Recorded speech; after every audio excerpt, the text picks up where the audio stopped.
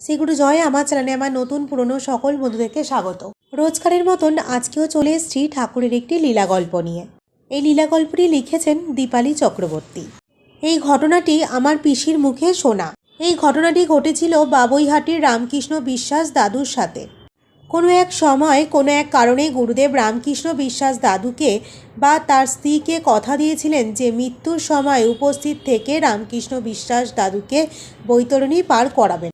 সেই কথাও তিনি রেখেছিলেন, স্থূলদেহে থাকাকালীন সশরীরে উপস্থিত থেকে। বেশ কিছুদিন ধরেই রামকৃষ্ণ দাদু ভুগছিলেন। ডাক্তার জবাব দিয়েছে। তখন বিছানায় শুয়ে শুধু গুরুদেবের কথাই ভাবছেন, আর ভাবছেন কখন আসবেন তার একান্ত আপনজন ভবপারের কাণ্ডারি গুরুনারায়ণ। তাকে নিয়ে যাবেন ভবপারে। বাড়ির সকলেই একই ভাবনায় ভাবিত। ওনার স্ত্রীও ভাবছেন এখনও কেন গুরুদেব আসছেন না। হঠাৎ দরজার মুখে গুরুদেবের কণ্ঠস্বর, কোথায় আমার রামকৃষ্ণ বাবা?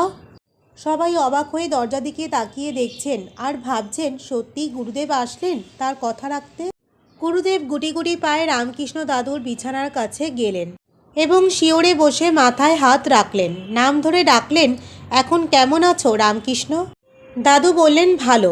গুরুদেব, সামনে কি দেখতে পাচ্ছ? দাদু, শুধু জল আর জল। গুরুদেব, আর কিছু দেখতে পাচ্ছ না? ভালো করে দেখো।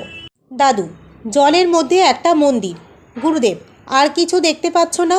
দাদু, হ্যাঁ বাবা, একটা সাদা গরু, তার বিশাল লেজ।